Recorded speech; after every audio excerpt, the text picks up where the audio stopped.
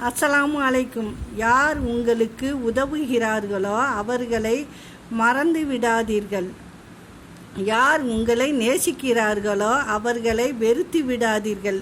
யார் உங்களை நம்புகிறார்களோ அவர்களை ஒருபோதும் ஏமாற்றி விடாதீர்கள். வாழ்க்கை என்பது நாணயம் போல, இன்பம் ஒரு பக்கத்திலும் துன்பம் ஒரு பக்கத்திலும் இருக்கும். ஒரு நேரத்தில் ஒரு பக்கம்தான் கண்ணுக்கு தெரியும், மறந்திடாதீங்க. மறுபக்கமும் அதன் வாய்ப்பிற்காக காத்திருக்கும். மனித மனம் விசித்திரமானது. தன்னிடம் உள்ள வைரக்கல்லை உதாசீனப்படுத்தி அடுத்தவனிடம் இருக்கும் உப்புக்கல்லுக்கு ஆசைப்படும். கண்ட இடத்தில் கொட்டக்கூடாதது குப்பைகள் மட்டுமல்ல, நம் வீட்டு பிரச்சனைகளையும் தான். கவலைகள் வந்து கொண்டுதான் இருக்கும்.